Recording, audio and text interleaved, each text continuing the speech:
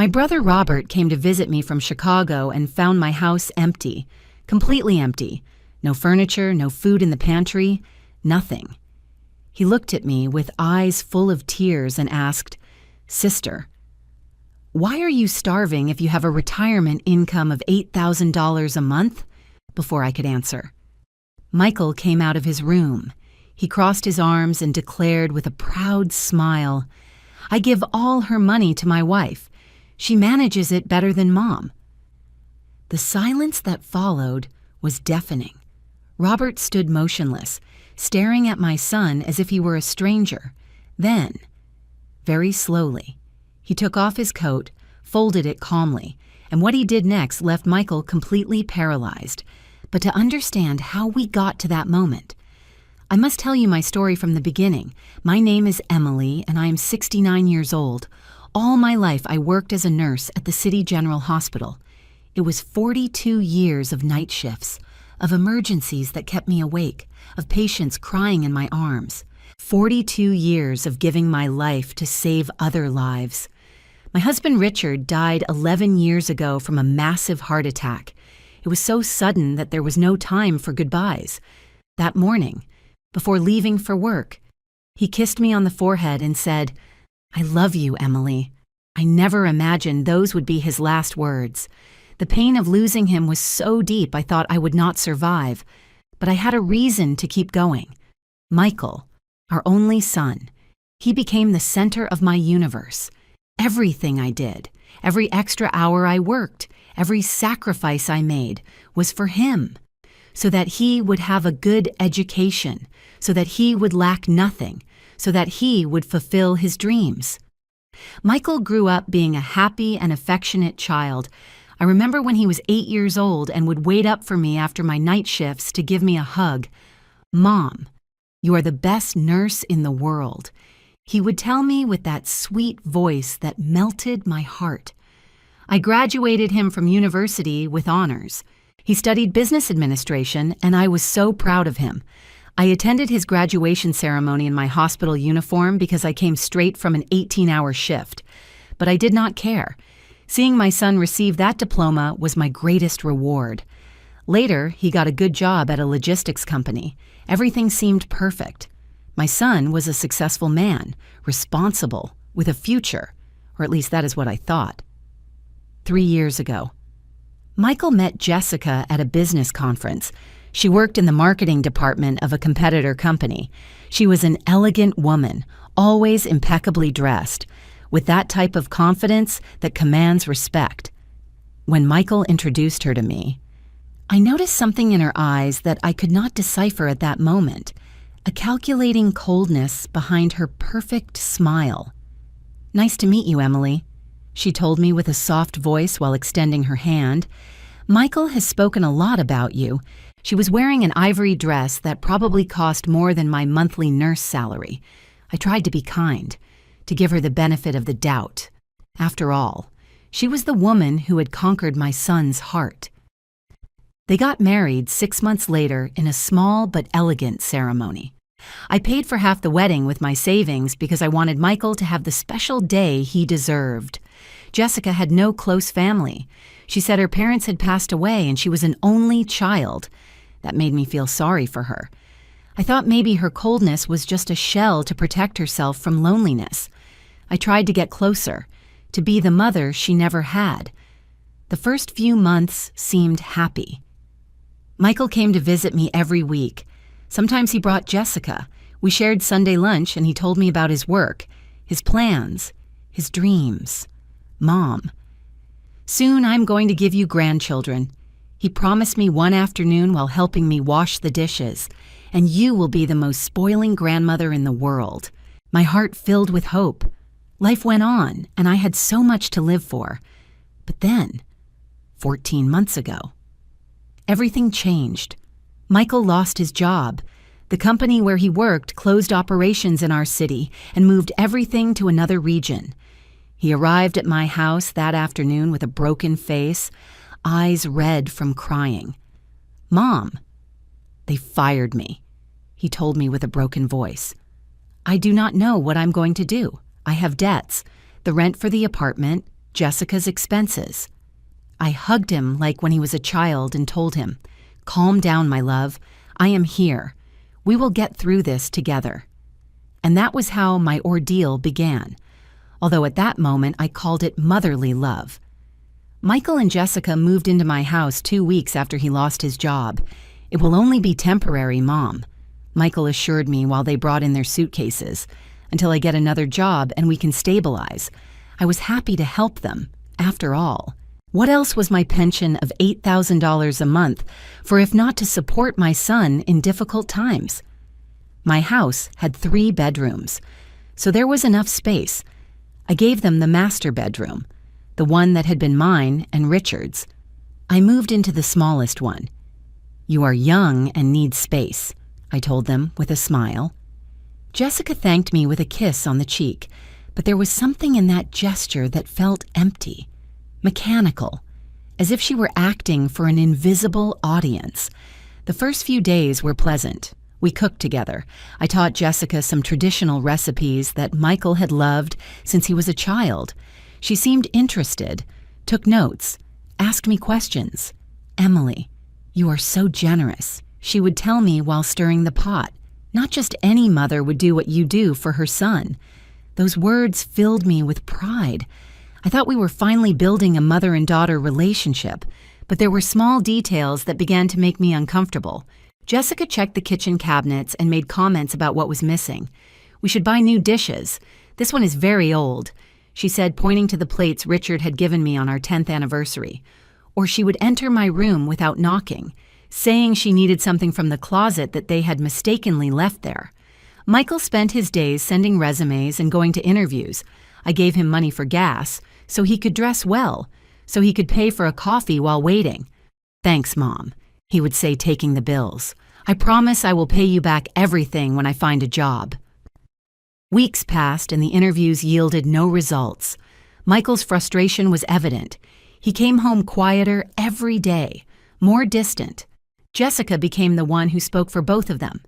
"Emily, Michael is very stressed," she explained to me with a soft voice. "The constant rejection is affecting him emotionally. He needs to feel that he can still provide for his family." Then she suggested something that at that moment seemed reasonable to me. "Why do you not give Michael your debit card? That way he can handle the household expenses and feel useful while looking for a job." I hesitated for a moment. It was my money, my pension earned with 42 years of work. But I looked at my son sitting on the sofa with a lost gaze, and my heart broke. I wanted to help him recover his dignity. "It is fine," I said finally. "Michael can manage the money while he is here." I gave him my card and explained my PIN code. "Use what you need, son, for food, for your expenses, for whatever." Michael hugged me tight, and for the first time in weeks, I saw a smile on his face. "Thanks, Mom. You do not know what this means to me." Jessica also smiled, but her smile was different. There was a gleam in her eyes that I did not know how to interpret then. Now I know it was the gleam of victory. The first few weeks, everything seemed normal. Michael went to the supermarket and brought the groceries. He paid the house bills on time. He even gave me $100 for my personal expenses. "Here, Mom, so you can buy yourself something nice?" he told me with affection. I felt relieved. My son was responsible. He was managing the money well. But then the subtle changes began. The supermarket purchases started to get smaller. "Everything is very expensive, Mom," Michael explained. "We have to economize until I get a job." It made sense. So I did not question it. We stopped buying meat and fresh fish. Fruits disappeared from the pantry. "Canned vegetables are cheaper and last longer," Jessica said while preparing dinner. I nodded, trying to be understanding with the situation, but something strange was happening. While we ate beans and rice, Jessica always had bags from expensive stores in her room. One day, I saw her trying on an emerald dress that surely cost several $100s. A friend gave it to me. She told me quickly when she noticed I was watching her. It did not fit her anymore, and she knew it was my size. Michael also started wearing new clothes, shoes that shined, brand-name shirts. a watch I did not remember seeing on him before. A friend lent them to me for the interviews. He explained when I asked. One has to look good to get a job. His explanations always sounded logical, reasonable. I wanted to believe him. I needed to believe him. 3 months passed, and Michael still did not get a job. One day, I tried to check my bank account online to see how much money was left, but the password had been changed. Michael. He came to the living room with a calm expression. "Ah, yes, Mom. I changed the password for security. There's a lot of fraud now." He gave me a new password, but when I tried to use it, it did not work either. "Let me do it, Mom," he said, taking my phone from my hands. "You do not understand these technology things well. I will take care of it." And so, slowly, I was losing access to my own money, to my own life. The following months were like falling into a dark well from which I could not get out. Every day was a little worse than the previous one, but the changes were so gradual that I did not realize how deep I had fallen until it was too late. Michael and Jessica had completely appropriated my house, my money, my life, and I, like a fool, kept justifying each of their actions because they were my family, because Michael was my son, because a mother's love knows no limits, right? But I was about to discover that there are loves that destroy you while you smile and say thank you. One day, I arrived in the living room and noticed the sofa was missing. The beautiful burgundy velvet sofa that Richard and I had bought on our 20th anniversary. "Where is the sofa?" I asked, confused. Jessica was painting her nails in the dining room. She did not even look up. "We sold it." She replied naturally. It was very old and worn out. Besides, we needed the money for more important things. My heart accelerated. More important things? What things? Michael appeared from the kitchen with a beer in his hand. "Mom, do not worry about those details. I take care of everything." But I was worried.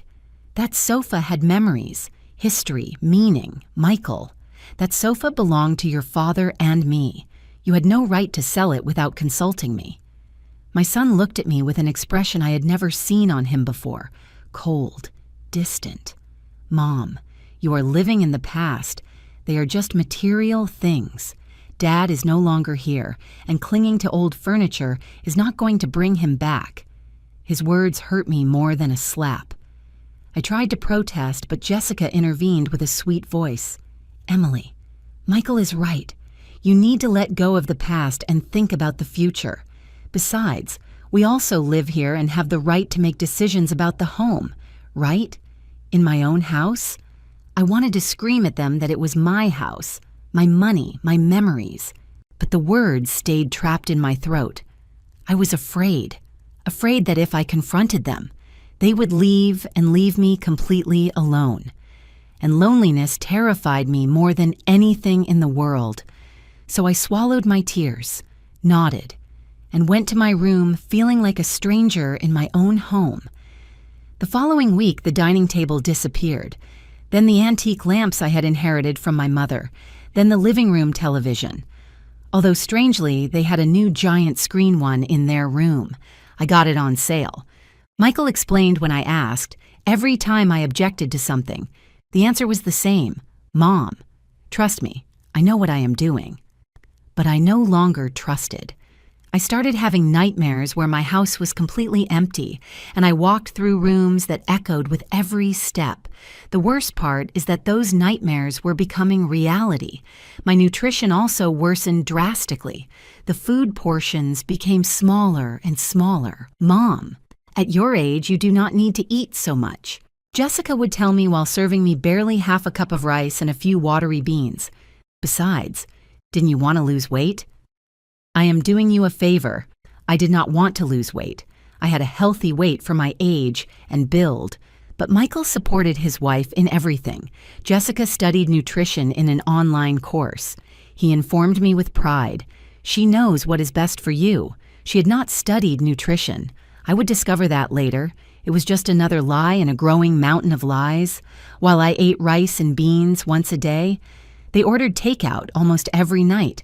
The smell of pizza, burgers, Chinese food filled the house and made my stomach ache with hunger. It is just that we are younger and need more energy, Jessica explained without the slightest trace of shame on her face. I started losing weight quickly. My clothes hung loose on me. I looked in the mirror and barely recognized the gaunt woman staring back at me. I had deep, dark circles, pale skin, trembling hands. My friends from the hospital, the few who still visited me, were worried. "Emily, are you sick?" Susan asked me. "My best friend for 30 years. You look very thin. Are you eating well?" I opened my mouth to tell her the truth, to ask for help. But at that moment, Jessica entered the living room with a radiant smile. "Emily is perfectly fine. She's just on a healthy diet." "Right. Mother-in-law?" She looked at me with eyes that promised consequences if I said anything different. I nodded weakly. "Yes, I am fine. Just taking care of myself a little." Susan did not seem convinced, but she did not insist. When she left, I felt lonelier than ever. One day, I tried to take money from the ATM with the card Michael had returned to me for emergencies. I needed to buy my blood pressure medication. The machine rejected the transaction. Insufficient funds. Impossible. It was the middle of the month. There should be at least $4,000 in the account. I tried again. The same message. With trembling hands, I asked for the printed balance. The figure on the paper left me breathless. $37.50. $37 out of a pension of $8,000 a month. Where was the rest? I arrived home with the crumpled paper in my hand and looked for Michael. He was on the patio talking on the phone, laughing at something, when he saw me. He cut the call quickly. "Michael, I need to talk to you," I told him with a trembling voice, showing him the bank paper. "There are only $37 left in my account. Where is my money?" His expression changed from surprise to annoyance in a second. "Mom, did you go to the bank without telling me?" "We had already talked about this. I handle the money so you do not worry, but I need to know where it is. It is $8,000 and only 37 are left. What was it all spent on?" Michael sighed as if he were dealing with a whimsical child. "On food, on bills, on house expenses. Do you think everything is free? Electricity, water, gas, internet. Everything costs money, Mom, but that could not cost almost $8,000. The utility bills totaled a maximum of $500 a month, and the other $7,500? Michael, the bills do not add up to more than $500. I insisted, trying to stay calm, although my heart was beating hard. "Where are the other $7,500? My son looked at me with an expression of annoyance that froze my blood. "Mom, we also have to pay for food, gas to go to interviews, clothes to look presentable. Or do you want me to go look for a job in rags?" His tone was defensive, almost aggressive. He had never spoken to me like that. "But son, I am not seeing that food. We barely have rice and beans in the house, and you have been here 6 months without getting a job. Don't you think it is time we look for another solution?" The words came out of my mouth before I could stop them. I saw how Michael's face darkened. Jessica appeared at that moment, as if she had been listening behind the door. "Another solution," Jessica repeated with a dangerously soft voice. "What are you insinuating, Emily? That you want to kick us out to the street? Your own son?" Her words sounded hurt, but her eyes shone with something darker. Malice. Calculation. "No, that is not it," I rushed to explain. "I just want to understand what is happening with my money. I have the right to know." Michael took a step towards me. "You have the right," he said slowly, "but you also have the obligation to help your family. Or are we not your family anymore? After everything I did for you, after taking care of you when Dad died, now you are going to deny me your support?" His argument was absurd. He had not taken care of me when Richard died. I had been the one who took care of herself alone, who worked double shifts not to think about the pain, who kept going because I had to be strong. But I said nothing. I stood there, holding that bank paper as if it were evidence in a trial where I was the accused. Michael is right, added Jessica, approaching her husband and taking him by the arm. You are being selfish, Emily. We are going through a difficult time, and instead of supporting us, you are questioning us. Do you know what that does to Michael? You are hurting him emotionally. The word selfish resonated in my head like a bell. Me? Selfish? I who had given my whole life to my son, who paid for his college, who supported him in every decision, who opened my house and gave him total access to my money. I was the selfish one? Tears began to roll down my cheeks. I am sorry, I whispered. I did not mean to. I am just confused. Michael sighed and patted me on the shoulder. As one comforts a dog, it is okay, Mom. I know you are old and have a hard time understanding how things work now. That is why it is better that I take care of everything. You just rest and do not worry about the money. I went to my room feeling small, ashamed, guilty. They had made me feel that I was the problem. The following weeks were even worse. I realized I no longer had control over anything in my own life. I could not access my bank account. I could not buy even a pack of cookies without asking for permission. Michael controlled every penny. One day I asked him for $20 to buy a birthday gift for Susan. $20. He repeated as if I had asked for a fortune. Mom, we do not have money for unnecessary expenses. Susan will understand. But it was not unnecessary for me. Susan had been my friend for 30 years. She had been by my side when Richard died. She deserved at least a birthday gift. Please, Michael, just $20. My son looked at me with that expression of exhaustion that was becoming more frequent. No, Mom. And do not insist because you are stressing me out. Do you know how hard it is for me to be without a job? And on top of that, I have to deal with your whims. I stopped seeing my friends, not because I did not want to, but because I was ashamed for them to see me like this, thin, gaunt, without a penny in my pocket. What was I going to tell them? That my own son had taken everything from me? When Susan called, I made up excuses. I am tired. I do not feel well. Another time. Eventually, she stopped calling so much. I was isolating myself from the world, and I did not even realize that was exactly what Michael and Jessica wanted. A victim without witnesses is easier to control. The house was getting emptier. The framed photographs disappeared from the walls. I sold them on an app, Jessica explained. Antique frames are in fashion, and they paid well. They were photos of my wedding, of Michael's baptism, of family Christmases. Irreplaceable memories reduced to cash that I never saw. They took the Persian rugs I had inherited from my grandmother. They were full of dust mites. That was the excuse. The paintings Richard had painted as a hobby took up too much space. Every object that disappeared took with it a piece of my history, of my identity. I was being erased from my own life, one object at a time. My health was deteriorating visibly, in addition to the weight loss. I began to have constant dizziness. My blood pressure medication had run out weeks ago, and I had no money to buy more. Michael, I need to go to the doctor. I told him one morning after almost fainting in the bathroom. I feel very weak. My son did not even look up from his cell phone. Doctors are very expensive. Mom, besides, you are a nurse. You can take care of yourself. It was a twisted logic. Yes, I was a nurse, but I was retired and sick. I needed professional medical attention. But my medication, I tried to explain. I already told you there is no money for that. He cut me off with a final tone. Learn to manage yourself better. Manage myself? I did not have access to a single penny. How was I going to manage what I did not have?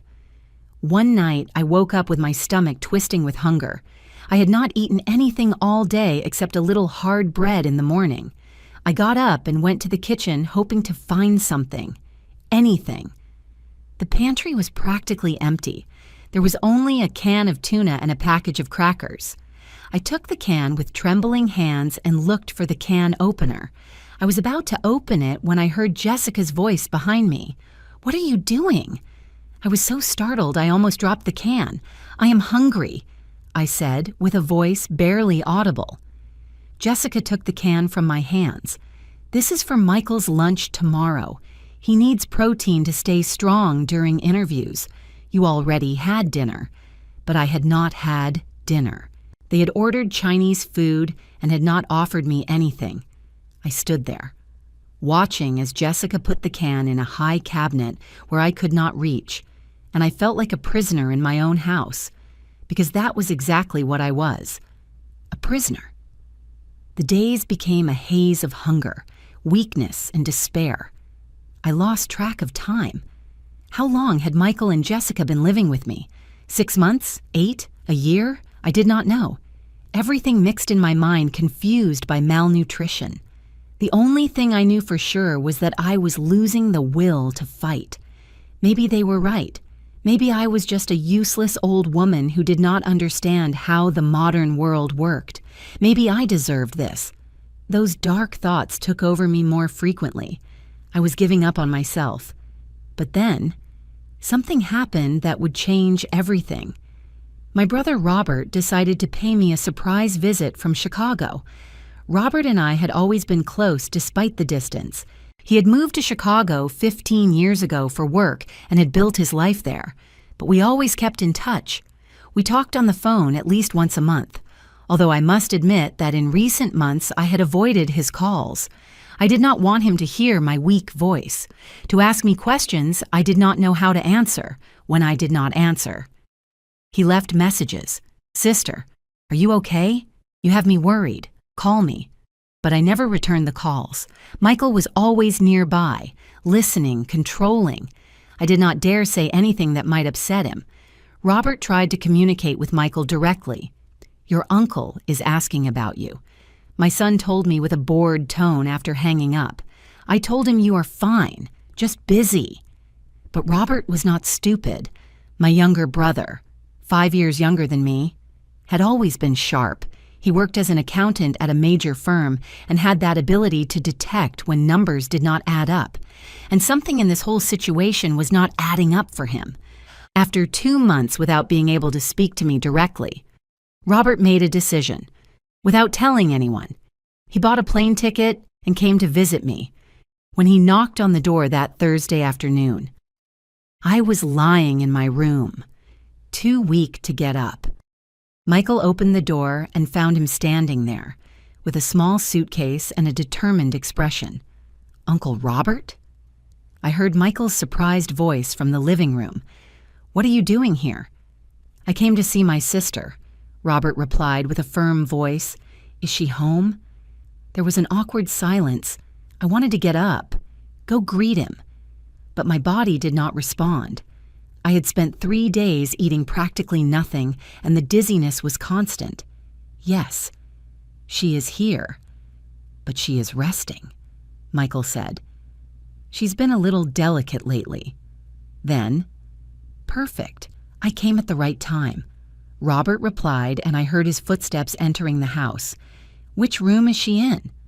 Michael tried to stop him, but my brother was already walking down the hallway, opening doors.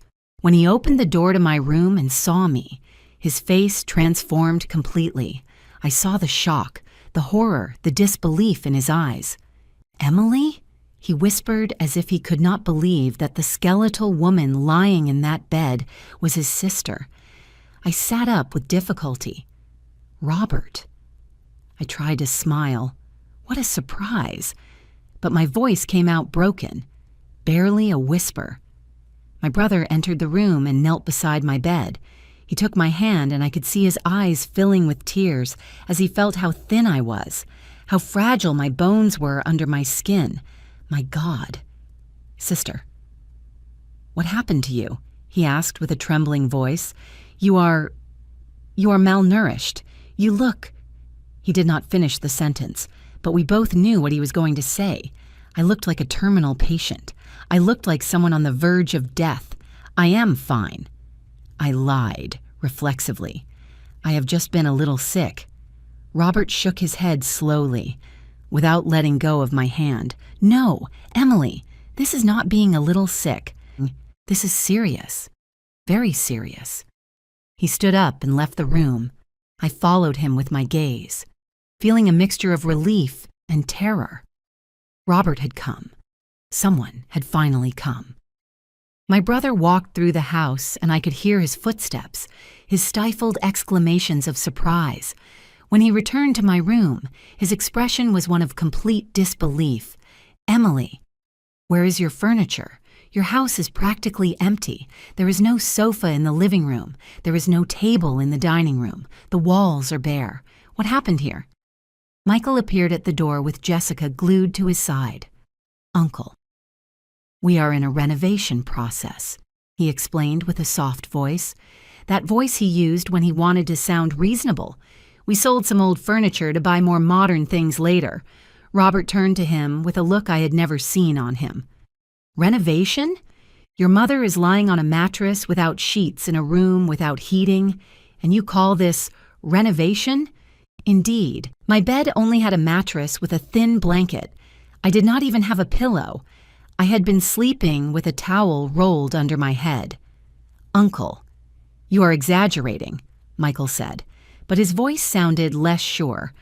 Robert ignored him. He turned to me.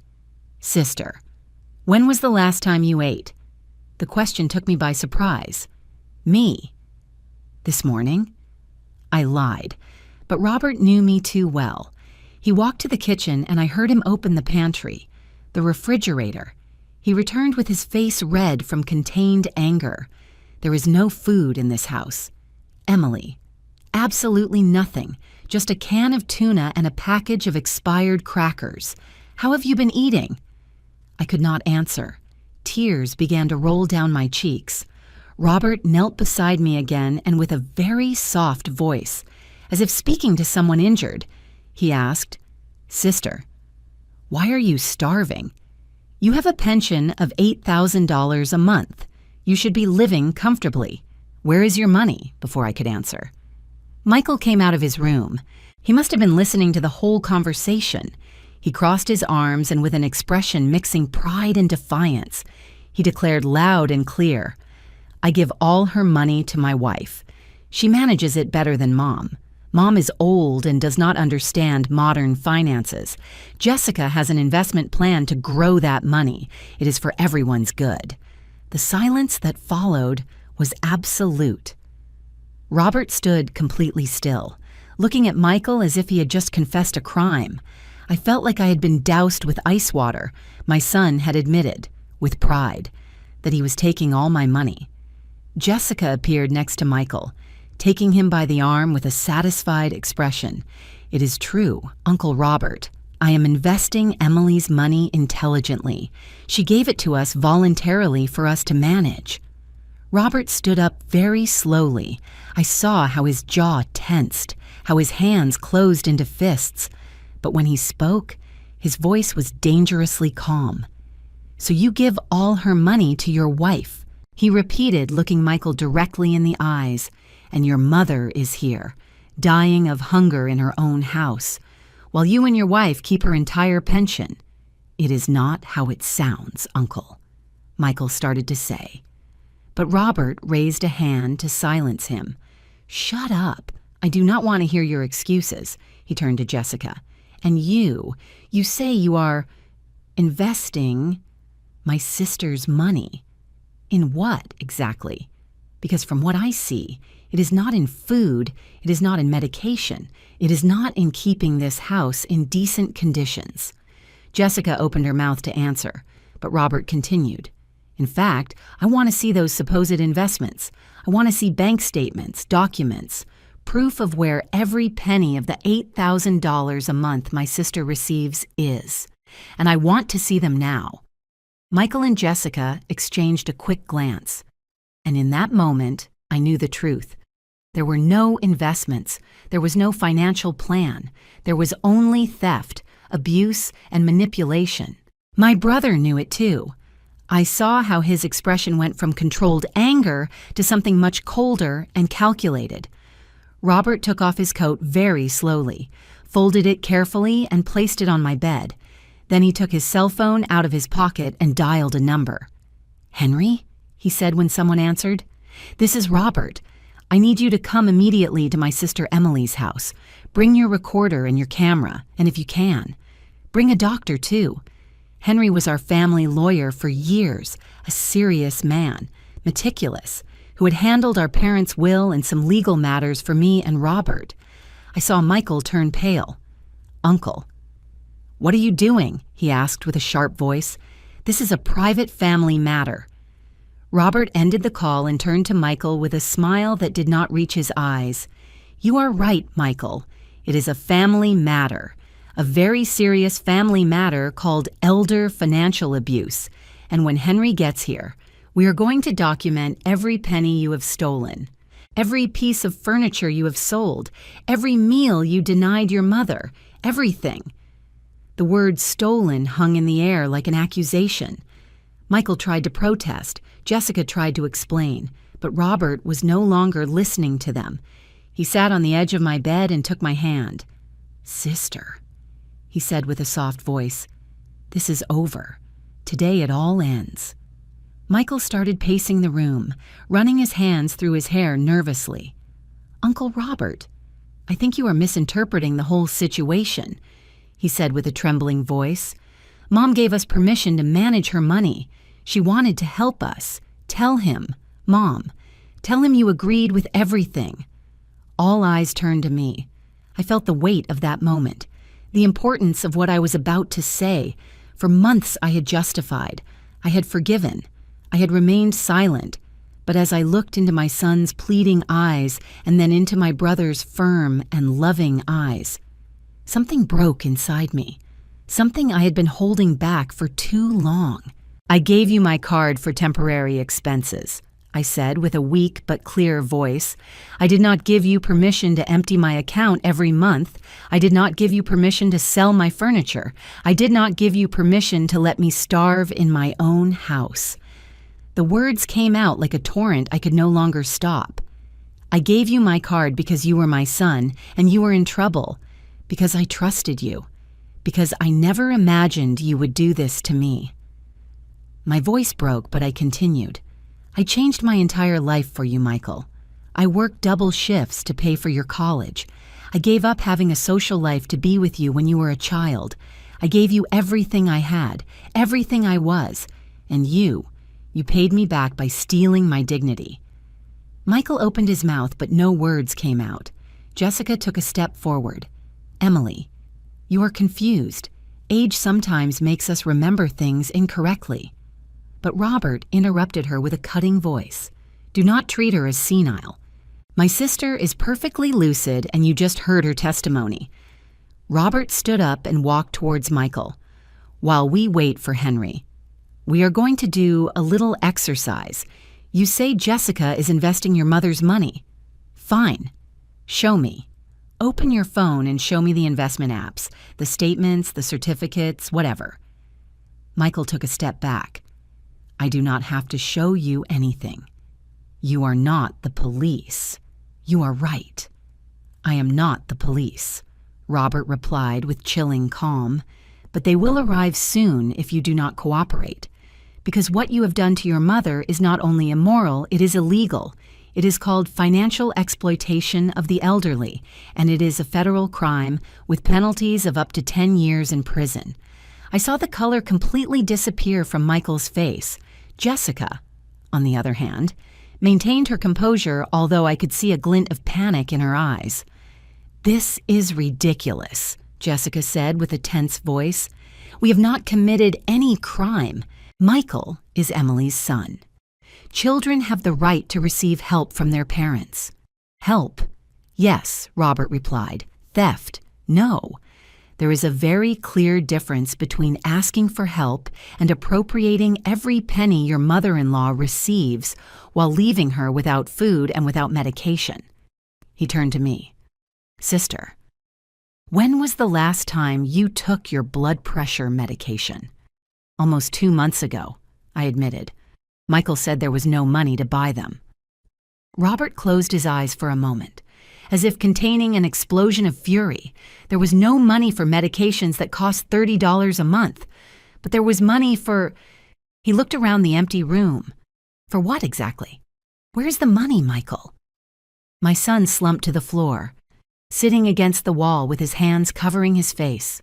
We spent it, he murmured. You spent it, Robert repeated. $8,000 a month for... How many months, Emily? 14 months, I answered. They have lived here 14 months. Robert took out his phone and quickly made the calculation. $112,000.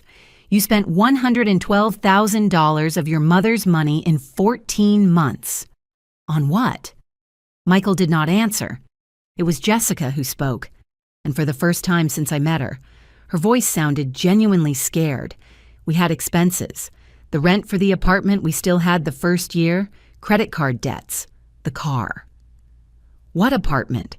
Robert asked. Michael and Jessica live here. We were still paying the contract for the previous apartment. Jessica explained quickly. We moved before the lease ended and we had to keep paying until it expired. Robert looked at her with disbelief. And it did not occur to you to sublet? To look for someone to occupy the space? Or was it just more convenient to use my sister's money to pay for 2 homes while she slept on a mattress without sheets? Jessica had no answer for that. The credit card debts. Robert continued. How much are we talking about? $20,000, Michael murmured from the floor. $20,000, Robert repeated. And how did you accumulate $20,000 in debt? Silence was the answer, but I knew the answer. I had seen it with my own eyes during these months. The expensive clothes they wore, the expensive restaurants from which they brought leftovers, Michael's new watch shining on his wrist, the designer purses Jessica collected, the weekend trips they took while I stayed alone at home. All that had been with my money. The doorbell rang and Robert went to answer. Henry entered with his professional briefcase and a serious expression. He was a man of about 50, gray-haired, with glasses and that quiet but authoritative presence that good lawyers have. Behind him came a woman I did not recognize. She was carrying a medical bag. Emily. Henry said, approaching my bed with evident concern. Robert explained a little on the phone, but, my God, he did not finish the sentence. No need. My appearance spoke for itself. The doctor, who introduced herself as Dr. Sarah, approached and began to examine me. She took my blood pressure, listened to my heart, checked my eyes and mouth. Her expression became graver with every second that passed. Mrs. Emily, you are severely malnourished, she said with a professional but worried voice. Your blood pressure is dangerously high. You have signs of dehydration, and your body mass index indicates severe malnutrition. You need immediate medical attention. Did you hear that? Robert said, looking at Michael and Jessica. Severe malnutrition, in a house where $8,000 a month comes in. Henry took a recorder out of his briefcase. With your permission, Emily, I am going to record this conversation. It is important to document everything that has happened. I nodded weakly. Henry turned on the recorder and began. It is Thursday, February 22nd. It is 4:30 in the afternoon. Present at Mrs. Emily's residence are Mrs. Emily, her brother Robert, her son Michael, daughter-in-law Jessica, lawyer Henry Davis, and Dr. Sarah Miller. He looked at Michael and Jessica. I am going to ask you some questions, and I strongly recommend you answer honestly. Everything you say will be recorded and can be used in future legal proceedings. Michael stood up, trembling. We did nothing wrong. My mother gave us her money voluntarily. Voluntarily? Henry asked with a skeptical tone. Did you ask your mother if she agreed to be left without food, without medication, without furniture? She could ask for what she needed. Jessica intervened with a defensive voice. It is not our fault if she did not ask. She did not ask. Robert's voice sounded like thunder. My sister asked you for $20 to buy a birthday gift for her best friend, and Michael denied it. She asked for money for her medications, and you denied it. How dare you say she did not ask? Henry raised a hand to calm tempers. Michael. Jessica. I need you to hand over all bank statements for the last 14 months. I need to see exactly where every penny of the $112,000 you received from Emily's pension went. We do not have to give you anything, Michael said, but his voice lacked conviction. Technically, no, Henry admitted. But if you do not cooperate voluntarily, I will file a formal complaint with the prosecutor's office tonight for elder financial abuse, misappropriation, and possibly fraud, and then federal investigators will review your accounts with a court order, and I assure you they are much less polite than I am. I saw Michael and Jessica looking at each other, communicating silently. Finally, Jessica sighed. Fine. We will show you the statements. She took out her phone with trembling hands and began opening apps. Robert and Henry approached to see the screen. What they saw left them silent for a long moment. Then Robert whispered, "My God." "What?" I asked with a weak voice. "What did you see?" Robert turned to me with an expression of absolute disbelief. "Sister, there are transfers from your account to a business account in the name of Jessica Mendez. A business account. She opened a business with your money." Robert's words fell on me like stones. A business. Jessica had opened a business with my money, my pension, earned with 42 years of work as a nurse, endless night shifts, patients I had cared for with my own hands. All that sacrifice had been used to finance the business of the woman who was starving me. "What kind of business?" Henry asked with a controlled voice while taking notes in a notebook. Jessica did not answer. She kept her gaze fixed on the ground. Her previous confidence had disappeared completely. It was Michael who spoke, with a barely audible voice. A clothing boutique. Jessica always wanted to have her own store. A boutique. Robert repeated slowly, as if processing something incomprehensible. "You left your mother without eating, without medication, without furniture, selling her family memories, so your wife could fulfill her dream of owning a clothing store. It was not like that." Jessica protested, looking up for the first time, with eyes bright with tears. "I was going to pay back all the money when the business started generating profits. It was a temporary investment." An investment? Henry's voice was dangerously soft. "Did you ask Emily for permission to invest her entire pension in your personal business?" Jessica shook her head. "Michael said she would agree, that she would understand." Michael said. Henry repeated, noting meticulously, "But you never asked Emily directly if you could use her money to open a business in your name." "No," Jessica admitted with a broken voice. Henry turned to Michael. "And you? Did you tell your mother you were using her entire pension to finance your wife's business?" Michael did not answer. His silence was all the answer we needed. Robert began to review more details on Jessica's phone, sliding his finger across the screen with an increasingly dark expression. "Here is a transfer of $3,000 for initial inventory, another of $2,500 for store renovation, $1,200 for logo and brand design, $4,000 for imported merchandise, period," with every figure he mentioned. I felt as if needles were being stuck in my heart. "And here," Robert continued, "there are personal purchases, a dress for $800, shoes for $600, a purse for $1,200, dinners at restaurants costing $200, $300 a night." He turned to Jessica with a look of absolute contempt. "While my sister ate watery beans once a day, you spent $1,200 on a purse." Jessica began to cry openly. I needed to look good for the business. Clients judge by appearances. If I did not look successful, no one was going to buy in my store. "And my mother?" I asked with a voice I barely recognized as mine, a voice full of pain so deep it seemed to come from the center of the earth. Didn't she need to look good? Didn't she need to eat? Didn't she need her medications? Jessica could not look me in the eye. I thought, Michael said you had savings, that you had other accounts. I laughed. It was a bitter, broken laugh. That hurt my chest. Other savings? Where was I going to have other savings? I spent all my savings on Michael's college, on his wedding, on helping them when they needed it.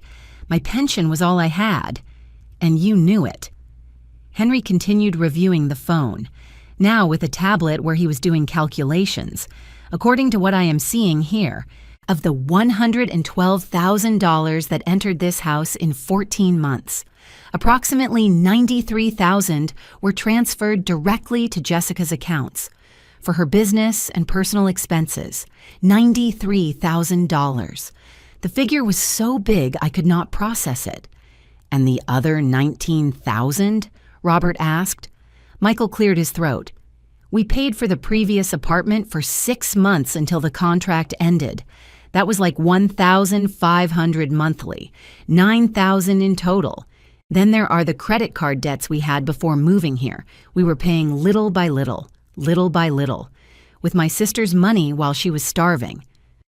Robert's voice trembled with contained anger. Do you have any idea what you have done? Do you have the slightest idea? Dr. Sarah, who had been taking my vital signs again, intervened. Mr. Robert, I need to take Mrs. Emily to the hospital immediately. Her condition is critical. She needs intravenous hydration, supervised nutrition, and a complete evaluation. If she does not receive urgent medical care, she could suffer a collapse. No, I said with a firm voice despite my weakness. All eyes turned to me. I am not going to the hospital until this is resolved. I need to hear it all. I need to know the whole truth. Robert knelt beside my bed and took my hand. Sister, you are very sick. I know, I replied, but I have been sick for months and survived. I can hold on a few more hours. I need to know what else you hid from me. My brother looked at Dr. Sarah, who nodded reluctantly. Okay, but no more than an hour.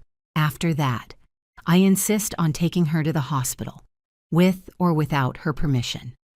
Henry took more documents out of his briefcase. Michael, Jessica, I need you to sign a sworn statement where you admit to having received the money from Emily's pension and how you spent it. This statement will be used to determine the next legal steps. And if we do not sign, Michael asked with a last attempt at defiance, then I proceed immediately with the criminal complaint. Henry replied without emotion, and believe me, you will want to resolve this in the civil realm before it becomes a criminal case. Elder financial abuse is a federal crime. We are talking about years in prison, not fines. I saw the color disappear from Michael's face. Jessica sobbed uncontrollably. We did not mean to hurt her. She cried. We just wanted to get ahead. We just wanted a chance. At my sister's expense? Robert asked with a hard voice. That was your chance? Starving a 69-year-old woman? Enough, I said with more strength than I thought I had. I want to ask questions. Everyone fell silent and looked at me. Michael. My voice trembled, but I needed to know. At any moment during these 14 months, did you stop to think about me? When you saw me getting thinner and thinner, weaker? When you sold your father's sofa? When you denied me money for medications? Did you at any moment think, this is wrong? My son could not hold my gaze. Jessica said it was temporary. That soon everything would be fine, Jessica said. I repeated, Michael, you are my son. You have known me since the day you were born. I held you in my arms. I fed you when you were hungry. I took care of you when you were sick. And you could not see that I was hungry? That I was sick? Tears began to roll down Michael's face. I am sorry, Mom. I am so sorry. You are sorry? My voice rose despite my weakness. Are you sorry you got caught? Or do you feel sorry for doing this to me? Michael dropped to his knees beside my bed. I feel sorry for failing you. I feel sorry for hurting you. I did not want to. Things got out of control. Every time I wanted to stop. Jessica said just one more month, just a little more money, and then we could pay you back everything with interest. I turned to Jessica. And your boutique? Is it working? Is it generating those profits you were going to use to pay me back my money? Jessica shook her head between sobs. It went bankrupt 2 months ago. It did not work. I lost everything. The silence that followed was absolute. Robert was the one who spoke. So you not only stole $93,000 from my sister, you lost it. All that money, all that suffering. For nothing. Henry closed his notebook with a dry snap. Fine. Now that we have all the information, these are the next steps. Michael and Jessica are going to sign an agreement where they recognize the debt of $93,000 to Emily. You are going to establish a payment plan that will be legally supervised. Furthermore, you are going to vacate this house immediately. Immediately? Michael asked with a high-pitched voice. Where are we going to go? That is not my problem, Henry replied coldly. You should have thought of that before stealing from your mother. You have 2 hours to pack your personal things and leave the property. If you do not do it voluntarily, I will call the police and remove you by force. Michael looked at Robert pleadingly. Uncle, please, we are family. Robert looked at him with an expression I will never forget. It was not anger. It was deep disappointment, sadness, and something that looked like pity. Family does not do this, Michael. What you did has no name. Michael tried to approach me, but Robert stepped between us. No, my brother said with a firm voice. You have done enough damage. My son stopped, with hands extended towards me in a gesture of plea.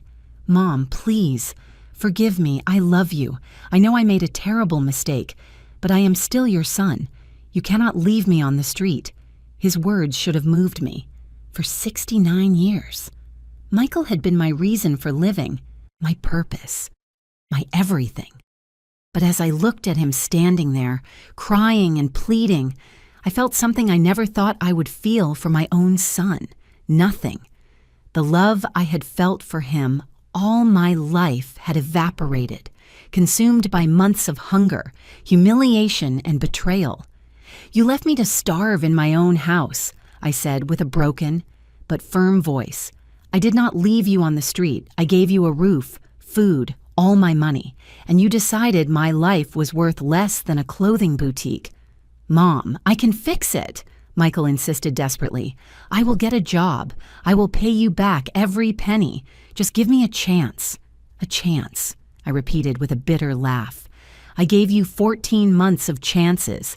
Every day I woke up hungry. Every night I shivered with cold because you had sold my blankets.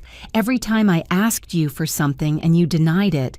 Those were chances for you to do the right thing, and you never did. Jessica approached too, falling to her knees in front of me. Emily, I know what we did was wrong, terribly wrong, but please, do not leave us with nothing. Michael is not going to survive on the street. He is your only son, your only family. I am her family. Robert intervened with a hard voice. I am the one who came to save her when her only son was killing her slowly. He turned to Jessica with contempt. And you have no right to ask for anything. You orchestrated all this. You convinced Michael to steal from his own mother to finance your business fantasies. It is not true, Jessica protested weakly. Michael also wanted the business. He agreed with everything. Michael looked at her with an expression of betrayal. What? No, you were the one who insisted on using my mother's money. You said it was just a loan, that she would never know because we were going to return it before she noticed. You never stopped me, Jessica shouted, standing up. You also spent that money. You also bought expensive clothes and dined in luxury restaurants while your mother was dying of hunger. And there it was, the ugly and naked truth. They were blaming each other, destroying their own marriage before my eyes. A part of me should have felt satisfied seeing their relationship crumble, but I only felt a deep and painful emptiness. This was my son, the baby I had held in my arms, the boy who had told me I was the best mom in the world, the young man I had been so proud of. At what moment had he become this stranger capable of such cruel crimes? Henry hit the table with his fist, silencing the argument. Enough. I do not care who had the idea or who is more guilty. Both are equally responsible before the law. Now, are you going to sign these documents or am I going to call the police? Decide. He took several papers out of his briefcase and placed them on the only table left in the room. Michael and Jessica approached slowly, reading the documents with expressions of defeat. This says we have to pay $1,500 monthly until the full debt is covered. Michael read with a trembling voice. That is more than 5 years of payments. You should consider yourself lucky, Henry replied without sympathy. The alternative is jail, and believe me, in there you won't be able to pay a single penny. But I do not have a job, Michael protested. How am I going to pay $1,500 a month without a job? That is your problem. Not mine, said Henry. You will get a job, 2 jobs, if necessary, 3. I do not care. But you are going to pay back every penny you stole from your mother. Jessica took the pen with a trembling hand. And if we cannot pay some month? What happens then? Then the agreement is automatically annulled and I proceed with criminal charges, Henry explained. This document is your only chance to avoid prison. I suggest you take it seriously. I saw Jessica and Michael exchanging looks of despair. Finally, both signed the documents. Henry reviewed them carefully, making sure every page was signed and dated correctly. Good, he said, putting the documents in his briefcase. Now, according to the terms you just signed, you have 2 hours to leave this property. You can only take your personal belongings. Nothing belonging to Emily. None of the furniture. Even if only 3 chairs and a table remain. None of the appliances. Just your clothes and personal items. Michael looked around the almost empty house with a lost expression. Where are we going to go? You can go with friends. With relatives. Look for a shelter. Rent something. It is not my problem, Robert replied. You should have thought of that before. Jessica began walking towards her room, sobbing. Michael followed her with slow, defeated steps while they packed.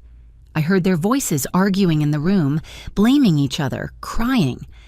Part of me wanted to feel pity, but every time that feeling began to surface, I remembered the nights of hunger, the dizziness from lack of food, the humiliation of having to ask for $20 and being denied. I remembered watching them eat while my stomach growled. I remembered every little cruelty, every lie, every moment they chose their comfort over my survival. No, I did not feel pity. I felt justice. Robert sat next to me and took my hand. Sister, when they leave, I will take you directly to the hospital. Dr. Sarah says you need at least a week of hospitalization to stabilize. I do not want to stay here afterwards, I whispered. This house has too many bad memories now. I know, Robert replied with a soft voice. That is why. When you get out of the hospital, you will come live with me in Chicago, at least temporarily, until you recover completely. Later, if you want to return here, we will renovate your house, fill it with life again. But first you need to heal. Tears began to roll down my cheeks. Thank you, Robert, if you had not come. He interrupted me. I am always going to be here for you. You are my sister. I should have come sooner. I should have insisted more when you did not answer my calls. I feel guilty for not realizing what was happening. It is not your fault, I said, squeezing his hand. They were very careful. Every time I tried to ask for help, Michael was nearby. Every time someone called, he answered and said I was fine. He isolated me completely. Henry, who had been reviewing more documents, looked up. Emily. There is something else I need to tell you. When I reviewed the transfers in more detail, I found something worrying. There are several documents that were digitally signed in your name. Authorizations for large transfers, changes in insurance beneficiaries, a power of attorney. My heart stopped. Power of attorney? I never signed any power of attorney. I know, said Henry with a grave expression. That is why I am going to need you to file a formal complaint for forgery of documents. Michael forged your signature on several important legal documents. That is an additional crime, much more serious than financial abuse. What documents? I asked, feeling nauseous. A power of attorney that gave Michael total control over all your accounts and financial decisions. A change in your life insurance policy where Michael and Jessica are now the sole beneficiaries instead of the distribution you had previously between Michael, Robert, and some charities. And an authorization to sell this house if necessary. The words fell on me like hammer blows. They were going to sell my house. Henry nodded. There was a preliminary request with a real estate agency dated 3 weeks ago. They were preparing the ground to sell it. They were probably going to tell you it was necessary for some invented medical or financial emergency. I felt like the whole world was crumbling around me. They had not only robbed me, they had not only left me to starve, they had planned to take everything from me, my house, my life insurance, my complete autonomy. They would have left me literally with nothing. And how much would they have gotten for the house? Robert asked with a voice trembling with contained fury. According to the preliminary appraisal they requested, approximately $250,000, Henry replied. Robert stood up so abruptly the chair fell backward. "Michael!" he shouted, heading towards the room where my son was packing. Henry and I followed him, me leaning on the walls, because my legs could barely support me. Robert opened the door abruptly and found Michael folding clothes into a suitcase. "You were going to sell your mother's house," Robert roared. "You were going to leave her literally on the street." Michael turned pale. We were just exploring options. We never would have done it without her permission." "Liar," Robert shouted. "You forged her signature on legal documents. You changed her life insurance, all without her knowledge or permission." Michael began to cry again, but these were not tears of repentance. They were tears of panic, of someone watching their world crumble. "Uncle, please." I was desperate. Jessica said we needed more capital to save the business. I thought if we sold the house, we could buy Mom something smaller and use the difference to invest. She was going to be better off. I swear. "Better off?" I repeated with a voice I did not recognize as mine. "Better off without a roof? Yes. The house your father and I bought with so much sacrifice." I approached Michael, every step a monumental effort. "Look what you did to me," I said, pointing to my emaciated body. "This is what being better off means under your care. I weighed 132 pounds when you moved here. Now I weigh 92. You took 40 pounds from me, almost all my strength, my dignity, my will to live, and still you plan to take more." Michael fell to his knees in front of me, crying uncontrollably. "Mom, I'm sorry. I'm so sorry. I never wanted to hurt you. I lost my way. I lost sight of what was important. Please, give me another chance. I can change."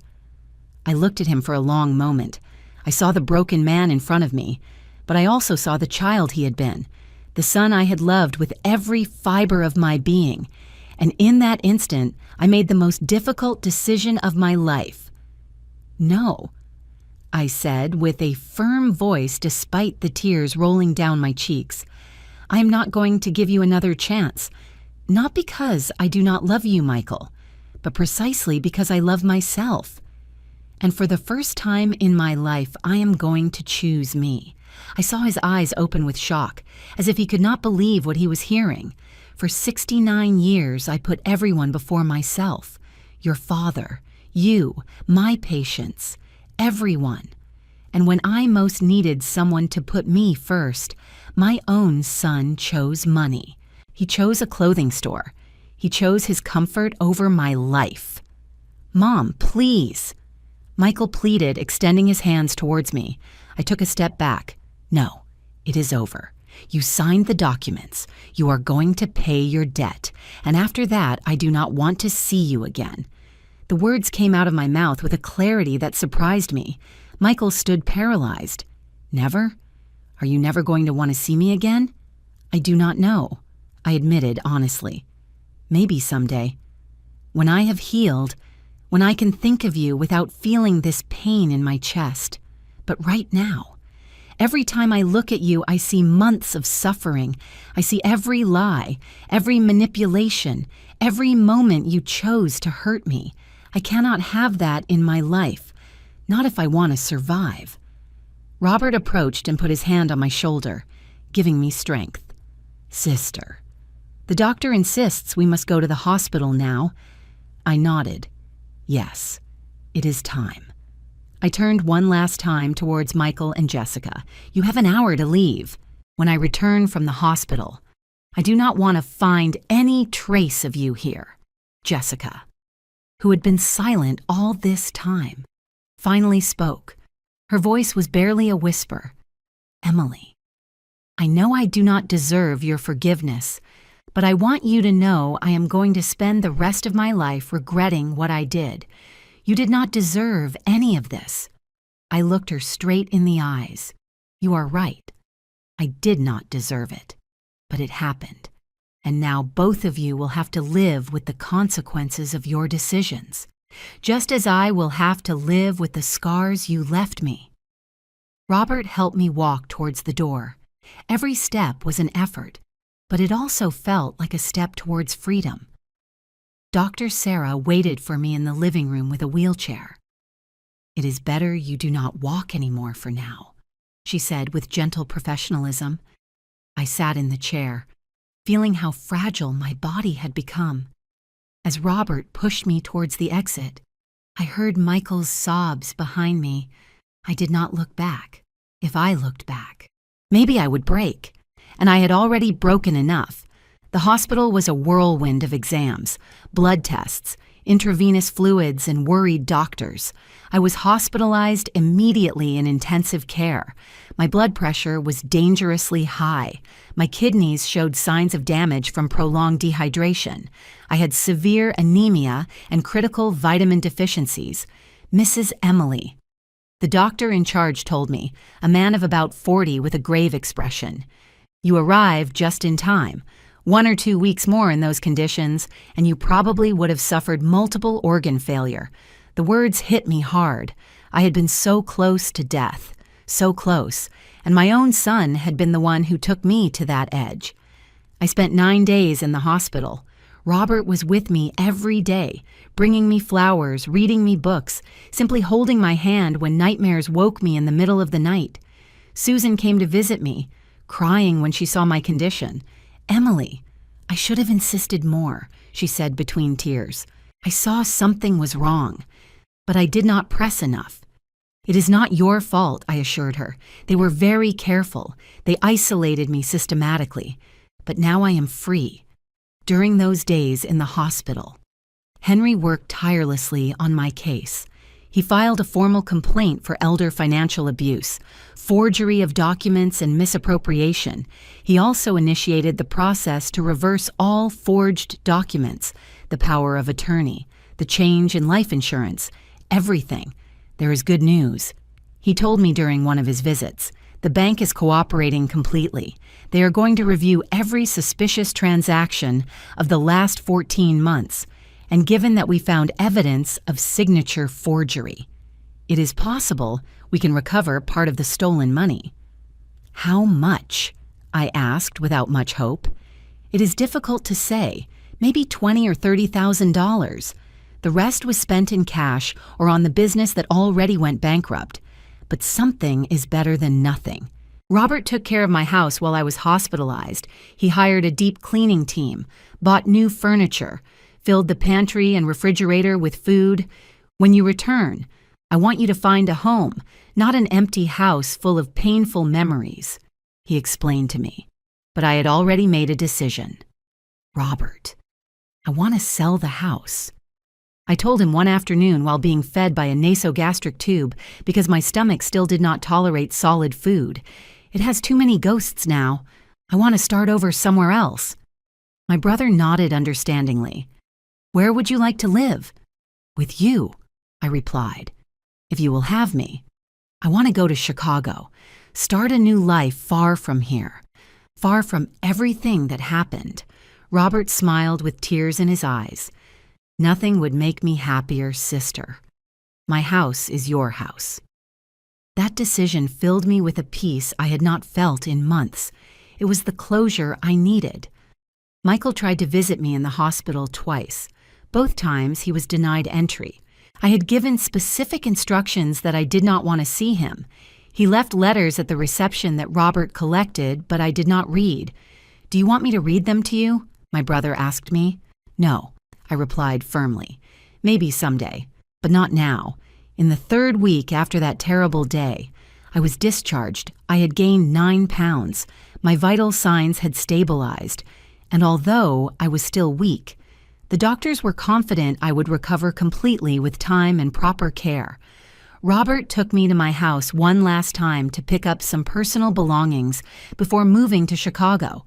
When I entered, I barely recognized the place. The new furniture, the freshly painted walls, the framed photographs in places of honor. My brother had transformed the empty house into a home again, but I knew it was no longer my home. My home was where I felt safe, valued, loved, and that place was now next to Robert. I packed only the essentials. Photographs of Richard, some memories from when Michael was a child and was still innocent, my nursing certificates, letters from grateful patients. I left behind everything that tied me to pain. Henry took care of putting the house up for sale and establishing a trust to manage the money from the sale and the payments Michael and Jessica owed me. You won't have to worry about anything, he assured me. I will supervise everything and send you monthly reports. 3 months later, already installed in Chicago in Robert's house. I received news. The house had sold for $230,000.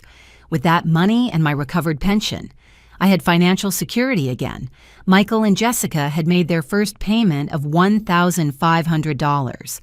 Although according to Henry, they did it just 1 day before the deadline. It is going to take them 6 years and 2 months to pay the full debt if they keep the payments constant, Henry informed me. And if they do not pay? I asked. Then I proceed with criminal charges as the agreement establishes. Slowly, I began to rebuild my life. I made new friends in Chicago, women my age who met in a book club Robert helped me find. I started therapy with a psychologist specializing in trauma and family abuse. The sessions were difficult, painful, but necessary. What you experienced is called financial abuse and extreme neglect. The doctor explained during a session, it is a form of violence as real as physical violence. And it was not your fault. Those words freed me from the guilt I had been carrying. It had not been my fault. I had been the victim, not the responsible one. I gained weight gradually until reaching 128 pounds, a healthy weight for my age and height. My hair, which had started to fall out from malnutrition, grew back. The deep wrinkles of worry on my face softened. I started smiling again, laughing, living. 1 year after that terrible day when Robert knocked on my door and saved my life, I was sitting on the balcony of his apartment in Chicago, drinking coffee and watching the sunrise. The sun painted the sky in coral and gold colors, and I felt something I had not felt in a long time. Hope. My phone rang. It was a message from Henry. Michael completed 12 consecutive payments. Total paid so far, $18,000, $75,000 to go.